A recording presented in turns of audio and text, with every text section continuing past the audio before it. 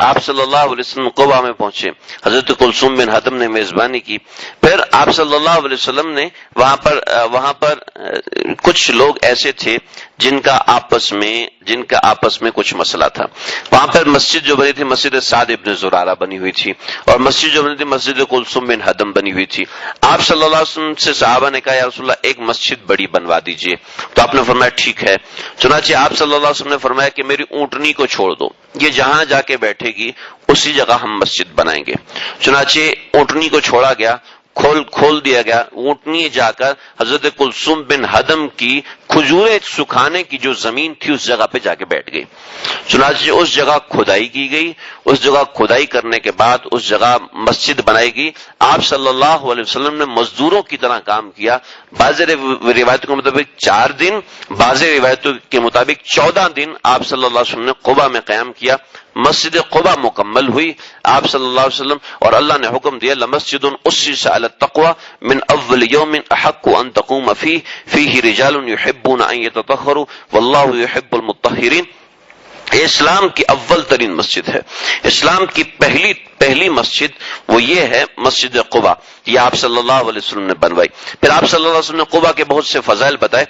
آپ صلی اللہ علیہ وسلم کا معمول تھا کہ ہفتے کے دن فجر کی نماز مسجد نبوی میں پڑھتے، ہفتے کے دن فجر کی نماز مسجد نبوی میں پڑھ کے اشراق کے نفل مسجد قبا میں آ کے ادا فرماتے، کبھی پیدل جاتے کبھی سوار، کبھی آپ صلی اللہ علیہ وسلم سواری پر ہوتے تو جان نثار صحابہ وہ آپ کے ساتھ پیدل چلا کرتے تھے۔ آپ صلی اللہ علیہ وسلم قبا میں ہفتے کے دن کیوں تشریف لے جاتے تھے؟ تو علماء فرماتے ہیں کہ آپ صلی اللہ علیہ وسلم کو اہل قبا سے بڑی محبت تھی، ان کے ساتھ محبت اور عقیدت کے اظہار کے لیے تشریف لے جاتے تھے۔ دیکھتے تھے کہ جو جمعے کے لیے مدینہ منورہ میں نہیں آ سکا اس کی خبر گیری کر کے آ جاتے۔ خلفائے راشدین بھی سنت کی سخت پیروی کرتے تھے، حتیٰ کہ فاروق اعظم کا یہ قول ہے کہ اگر یہ مسجد قبا کی بجائے صنعاء یمن میں ہوتی تو خدا کی قسم میں ہر ہفتے کو وہاں پہنچنے میں کوئی تامل نہ کرتا۔ سعد بن ابی وقاص فرماتے ہیں مجھے قبا میں 2 رکعت ادا کر لینا اچھا لگتا ہے اس سے کہ میں 2 بار بیت المقدس جاؤں، اور اگر لوگوں کو پتہ چل جائے کہ قبا میں کیا اجر و ثواب ہے تو وہ اپنے اونٹوں کو مار کر بھی وہاں ضرور پہنچا کریں گے۔ انہیں قبا کا بہت بڑا اجر ہے۔ آج بھی مدینہ کے جو اہل مدینہ ہیں ان کا یہی معمول ہے کہ بہت سے حضرات فجر کی نماز مسجد نبوی میں پڑھ کے اشراق کے نفل مسجد قبا میں پڑھتے ہیں۔ تو مدینہ جانے والے زائرین کو بھی یہی چاہیے کہ وہ قیام مدینہ کو غنیمت سمجھتے ہوئے روزانہ مسجد قبا میں حاضری دیا کریں، نماز پڑھ کر عمرے کا ثواب حاصل کیا کریں، بالخصوص ہفتے کی حاضری کا اہتمام کریں۔ اگر ہو سکے تو اتباع سنت کے پیش نظر کبھی پیدل جائیں، کیونکہ آپ صلی اللہ علیہ وسلم نہ جانے کتنی دفعہ قبا پیدل گئے ہیں اور کئی بار سوار ہو کے گئے۔ تو آپ صلی اللہ علیہ وسلم کی تقلید میں ہزاروں صحابہ نے یہاں حاضری دی ہے، ہو سکتا ہے ہمیں بھی کچھ حصہ مل جائے اور ہمارے قدم بھی ان جگہوں پہ لگ جائیں جہاں آقا صلی اللہ علیہ وسلم کی قدم لگیں، اس لیے کہ نبی کریم صلی اللہ علیہ وسلم نے فرمایا کہ جو من طہر فی بیتہ، جو گھر میں پاکی حاصل کرے، ثم اتی مسجد قباء، پھر مسجد قباء میں آئے، فصلی فیہ صلاۃ، اور یہاں پر نماز پڑھے، کان لہ کاجر عمرۃ، تو اس کو 1 عمرے کا ثواب ملتا ہے۔ 2 رکعت پڑھے تو 1 عمرے کا ثواب ملتا ہے۔ پھر بڑا مزے کا قصہ ہوا، حضرت اسعد بن زرارہ، یہ بڑے جلیل القدر صحابی، آگے ان کا ذکر آتا ہے۔ تھک تو نہیں گئے آپ لوگ؟ تھک تو نہیں گئے؟ بس تھوڑا ہے، بس ہو گئی، تھوڑا سا اور رہ گیا ہے انشاءاللہ، تاکہ پھر ہم آگے بات کریں گے۔ حضرت اسعد بن زرارہ نے قبا والوں کا کوئی بندہ مار دیا تھا غلطی سے، پہلے چلتا رہتا تھا، تو حضرت اسعد بن زرارہ یہاں پر قبا میں نہیں آیا کرتے تھے۔ تو اب اللہ کے نبی آئے تو بے قرار رات کو چھپ کے آپ صلی اللہ علیہ وسلم کو دیکھ رہے ہیں۔ ہائے، بڑے جلیل القدر صاحب، یعنی وہ صحابی جن کو اللہ نے کشف کیا کہ تم جمعہ کی نماز پڑھو، چنانچہ جمعہ شروع کر دیا، اللہ کے نبی سے پوچھے بغیر جمعہ شروع کر دیا۔ جب اللہ کے نبی کو پتہ چلا کہ اسعد بن زرارہ نے جمعہ شروع کیا ہے تو آپ نے فرمایا بہت اچھا کیا، میں بھی آ کے اسی کو پورا کروں گا۔ چنانچہ آپ صلی اللہ علیہ وسلم نے آ کے اسی کے اندر جمعہ پڑھایا جہاں اسعد بن زرارہ جمعہ پڑھاتے تھے۔ فرمایا کہ نبی کریم صلی اللہ علیہ وسلم مدینہ پہنچے تو طیبہ کی فضا اور ماحول اکثر مختلف ہو گیا، نفرتیں محبتوں میں تبدیل ہو گئی، اور اوس اور خزرج ایک دوسرے کے خون کے پیاسے تھے، ایک دوسرے کے علاقے میں نہیں جا سکتے تھے، صدیوں سے جنگ کا بازار تھا۔ نبی کریم صلی اللہ علیہ وسلم کی برکت سے ان کی محبت کی فضا ایسی پیدا ہوئی کہ اسلامی اخوت کا خیال آنے لگا۔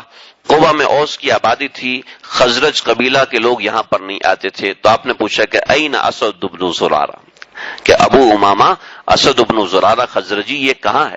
تو اسد بن زرارہ کے ہاتھوں میں جاہلیت میں اوس کا کوئی شخص مارا گیا تھا، اس لیے وہ اس علاقے میں آنے سے کتراتے تھے۔ تو سعد بن خیثمہ نے یہی بتا کر پوچھا کہ یا رسول اللہ، کیا ہم انہیں آپ کے آنے کی خبر نہ دیں؟ ادھر اسد بن زرارہ کو خبر ملی تو رات کے وقت چھپتے چھپاتے منہ اوڑتے پہنچ گئے۔ تو آپ نے مزاحیہ انداز میں پوچھا، ارے آپ کیسے آگے؟ آپ لوگوں کو تو اس قبیلے سے جھگڑا ہے۔ تو اسد بن زرارہ بہت محبت بھرے انداز میں کہنے لگے، آپ کے پہنچ جانے کی خبر ملی، اللہ کی قسم آپ کہیں بھی ہوتے میں ضرور پہنچتا۔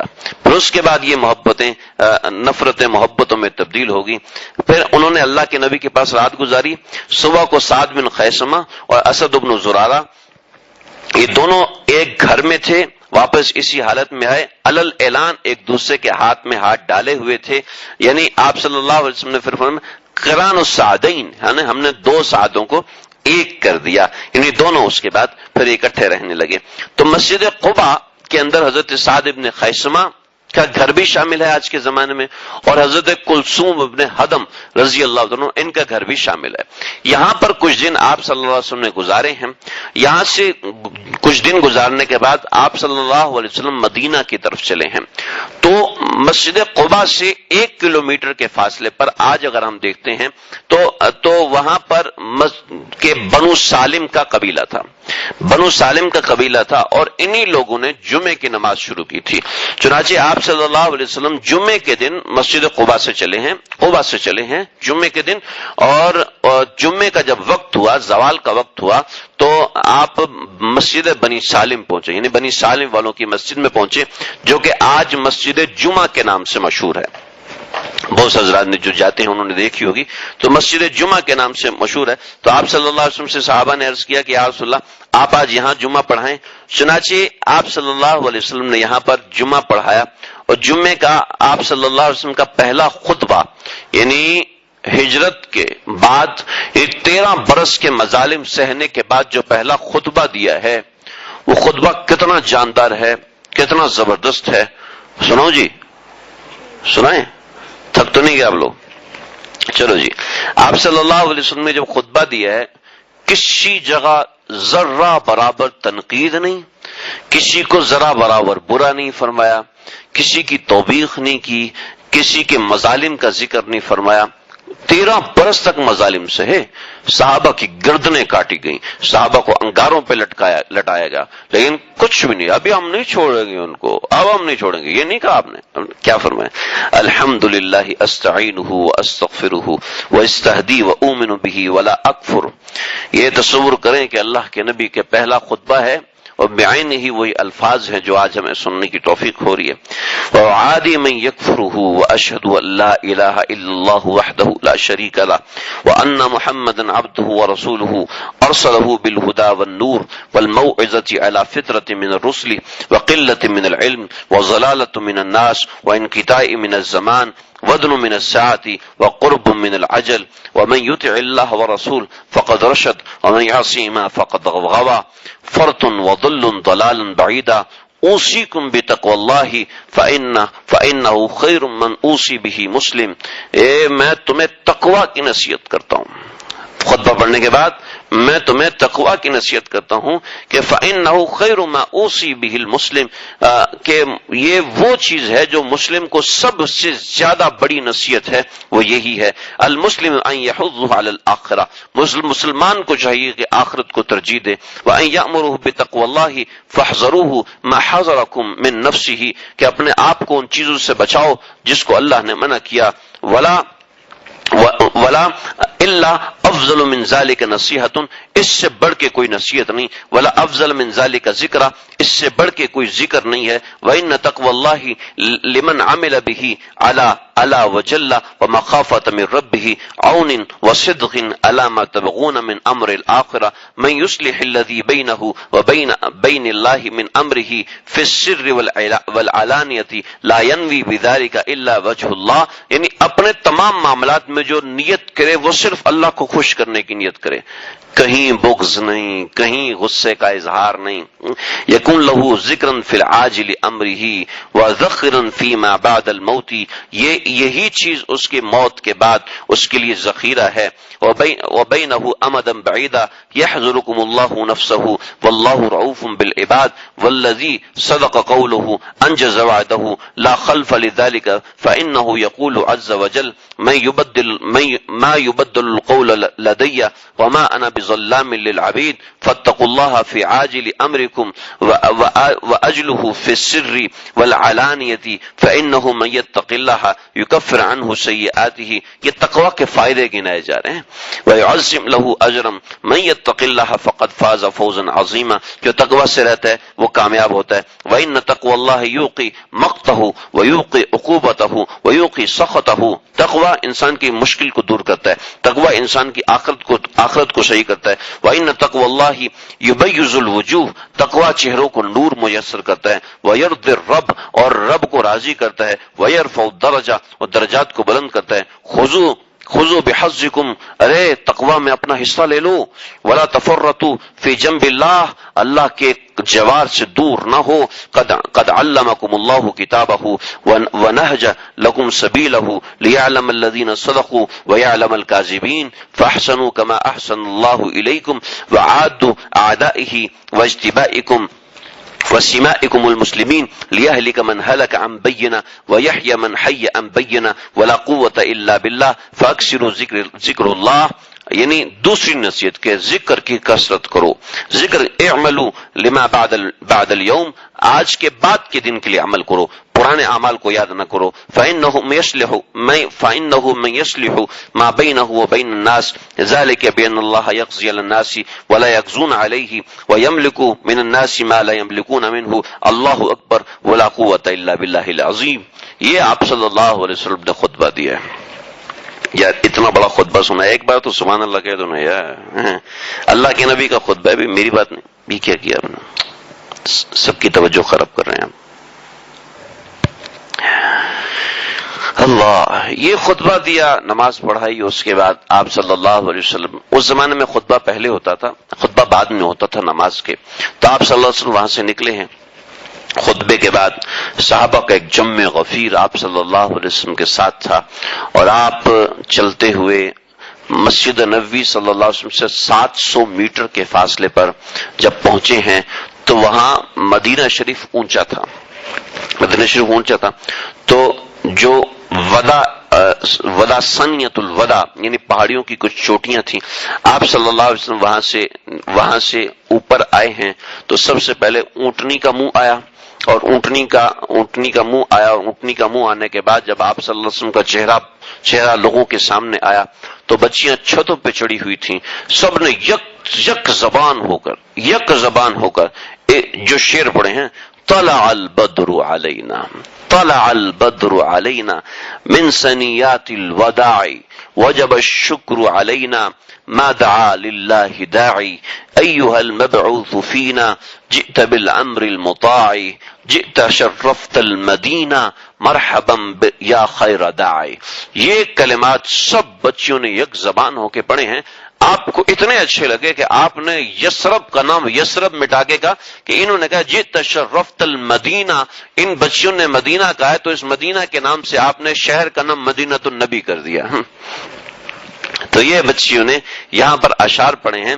وہاں پر مسجد سنیت الوداع بنی ہوئی ہے، اور وہاں پر ایک مقام دف بھی بنا ہوا ہے کہ جہاں بچیوں نے وہ لکڑی بجا بجا کے یہ کچھ اشعار پڑے تھے آپ صلی اللہ علیہ وسلم کی آمد پر. آپ صلی اللہ علیہ وسلم مدینہ شریف میں داخل ہوئے. ہر شخص کی خواہش تھی کہ آپ صلی اللہ علیہ وسلم ہمارے گھر میں رہیں، ہمارے گھر میں رہیں. میں بہت مختصر سنا رہا ہوں. نبی کریم صلی اللہ علیہ وسلم نے فرمایا کہ میری اونٹنی کو چھوڑ دو. چنانچہ آپ صلی اللہ علیہ وسلم کی اونٹنی کو چھوڑا گیا تو آپ صلی اللہ علیہ وسلم کی اونٹنی ایک جگہ پہ جا کے بیٹھ گئی. وہ جگہ ہے سیدنا ابو ایوب انصاری رضی اللہ عنہ کا گھر، جو اس وقت باب السلام ہے. باب السلام ہے، اس کے سامنے چھوٹی سی تعمیر انہوں نے کر دی. تو باب السلام جہاں پر دروازہ بند ہوتا ہے، اس دروازے کے یہ دروازہ بند ہو رہا ہے تو یہ دروازہ بند ہونے کے ساتھ یعنی عمارت جہاں مسجد نبوی کے اگلا صف مصلی ختم ہو رہا ہے باب السلام کا، اس کنارے پر سیدنا ابو ایوب انصاری کا گھر تھا. ہوا یہ تھا کہ طبع یمن بادشاہ یہاں سے گزر رہا تھا تو اس کے ساتھ یہود علماء تھے. تو ان یہود علماء نے کہا کہ بادشاہ سلامت، یہ علاقہ ایسا ہے کہ ہماری کتابوں میں لکھا ہے کہ آخری نبی الزمان صلی اللہ علیہ وسلم وہ اس جگہ پر مبعوث ہوں گے، چنانچہ اگر آپ اجازت دیں تو ہم یہیں پر آباد ہو جائیں. تو طبع یمن نے کہا سچی بات ہے، کہا سچی بات ہے، واقعتاً وہ نبی آخر الزمان یہاں آئیں گے، ان کی کچھ صفات سناؤ. چنانچہ انہوں نے آپ صلی اللہ علیہ وسلم کی صفات سنائیں. جب صفات سنائیں تو کہنے لگا کہ یہ تو ایسے نبی ہیں، ایسے نبی ہیں جو ہمارے نبی سے فوق ہیں، ہمارے نبی سے بالاتر ہیں. چنانچہ گھر بنواؤ. چنانچہ طبع یمن نے یہاں گھر بنوائے اور ایک گھر بنوایا 2 منزلہ. کہا کہ اس گھر کے اندر ایک گھر میں تو تم رہو اور ایک گھر کا ایک حصہ چھوڑ دو، وہ نبی کریم صلی اللہ علیہ وسلم کے لیے ہوگا.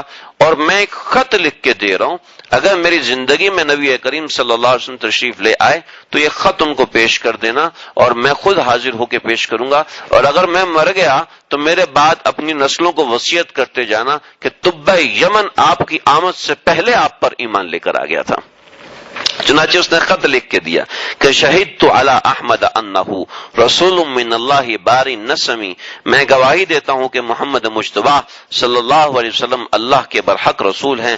فلو مد عمری الی عمرہ لکنت وزیرا لہ وابن عمی، کہ اگر میری عمر ان کی عمر تک پہنچی تو میں ضرور ان کا معین اور مددگار ہوں گا. جاہدت بالسیف اعداءہ، اور میں ان کے دشمنوں سے جہاد کروں گا اپنی تلوار کے ذریعے سے. فرجت عن صدرہ کل غم، اور ان کو جتنے بھی غم ہوں گے، جتنی بھی تکلیفیں ہوں گی، ان ساری کی ساری تکلیفوں کا مداوع میں خود کروں گا. یعنی میں آپ کی خدمت میں پیش ہو کے اپنی ملوکیت کو چھوڑ دوں گا، اپنی بادشاہت کو چھوڑ دوں گا. تو حضرت ابو ایوب انصاری رضی اللہ عنہ اس کا ایک خط لے کر نبی کریم صلی اللہ علیہ وسلم کی خدمت میں حاضر ہوئے کہ یا رسول اللہ، ہمارے آبا و اجداد میں سے کہ طبع بادشاہ گزرے ہیں اور انہوں نے میرے والد کو یہ ایک خط اور پیغام دیا تھا جو میں آج آپ تک پہنچا رہا ہوں. یعنی آپ اندازہ کیجئے کہ ہمارے نبی صلی اللہ علیہ وسلم کی آمد سے پہلے بادشاہوں نے آپ کو خط لکھے، بادشاہوں نے آپ صلی اللہ علیہ وسلم کی تصویریں سنبھالی، بادشاہوں نے آپ صلی اللہ علیہ وسلم کو یاد کیا، بادشاہوں نے سیف ذی یزن ایک بادشاہ گزرا ہے، میں اس کا قصہ پیچھے تفصیل سے سنا چکا ہوں. سیف ذی یزن نے عبد المطلب کو روک لیا تھا اور عبد المطلب کو روک کر تقریباً 1.5 مہینے تک بٹھا کے رکھا اور 1.5 مہینے کے بعد بٹھا کے کہنے لگا کہ دیکھو تمہارے علاقے یعنی تہامہ کے اندر، تہامہ یعنی مکہ کے اندر ایک نبی آنا ہے جس کے باپ کا نام عبداللہ ہوگا اور جس کی پیدائش سے پہلے اس کے باپ کا انتقال ہو جائے گا اور جس کی ماں کا 6 برس کی عمر میں انتقال ہوگا، اس کا دادا اس کی حفاظت کرے گا اور پھر دادا کا بھی انتقال ہو جائے گا، اس کے چچا اس کی حفاظت کریں گے، اس کی اتنی عمر ہوگی، اس کی یہ صفات ہوں گی. یہ کافی ساری صفات بیان کی. عبد المطلب کا رنگ آ رہا ہے اور جا رہا ہے، رنگ آ رہا ہے اور جا رہا ہے. اور عبد المطلب سے کہنے بالآخر یہ بات مجھے پکی معلوم ہے کہ تم اس بچے کے دادا ہو، اب مجھے بتاؤ کہ اس محمد کا کیا حال ہے. سبحان اللہ. یہ اس وقت ہے جب آپ صلی اللہ علیہ وسلم کی عمر 7 برس تھی. تو اس نے وعدہ کیا اور پیسے دیے اور راشن دیا کہ ہر سال آ کے تم نے مجھے محمد عربی صلی اللہ علیہ وسلم کی خبر دینی ہے، ہر سال خبر دینی ہے. لیکن کیا ہوا کہ کچھ 6 مہینے میں سیف ذی یزن کا انتقال ہو گیا، 1 سال کے بعد عبد المطلب کا انتقال ہو گیا. تو بادشاہوں نے آپ صلی اللہ علیہ وسلم کی آمد سے پہلے آپ پر ایمان لایا ہے، آپ کی انتظار فرمائے ہیں. بہت سی روایت ہیں، انشاءاللہ آئندہ اللہ نے زندگی تھی تو عرض کروں گا، ہجرت کے بعد جو آپ صلی اللہ علیہ وسلم کی زندگی مبارک ہے وہ بڑی اہم ترین ہے، یعنی جو عملی زندگی ہجرت کے بعد سے شروع ہوئی ہے وہ مکی زندگی سے یکسر مختلف ہے، اس میں غزوات ہیں، اس کے اندر بہت سی چیزیں ہیں، انشاءاللہ وہ وقتاً اللہ آپ لوگ دعا کریں اللہ مجھے توفیق دیں، آپ لوگ دعا کریں اللہ ایسا وقت دیں، اللہ برکت دیں، اور اللہ اس کام کے لیے اللہ قبول فرما لیں، اللہ قبول فرما لیں گے تو کام تو وقت تو نکل ہی آتا ہے، ورنہ ہم نکمے کس کام کے ہیں، تو بس اللہ تعالیٰ اس محنت کو قبول فرما لیں۔ اللہ سے نبی کے تعلق کی باتیں، اللہ کے نبی سے تعلق کی باتیں ہر بندہ سننا چاہتا ہے، ہر بندے کا دل ہوتا ہے کہ کہیں سے سننے کو ملیں، چاہے وہ کیسا خود بے عمل ہے، گندا انسان ہے، تو وہ سننے کی کوشش کرتا ہے۔ تو آپ لوگوں کی محبت ہے، اللہ تعالیٰ نے ہمیں توفیق دی یہاں بیٹھنے کی، اللہ نے توفیق دی اس کو سنانے کی، آپ لوگ دعا بھی کریں کہ اللہ تعالیٰ ہمیں اس کام کے لیے قبول کر لے کہ کم از کم ہم اللہ کے نبی کی زندگی ان چند ایام کے اندر جتنی ممکن ہو سکے سننے کی توفیق مل جائے، اللہ تعالیٰ سمجھنے کی توفیق عطا فرمائے۔ وآخر دعوانا الحمد للہ رب العالمین، ربنا تقبل منا انک انت السمیع العلیم۔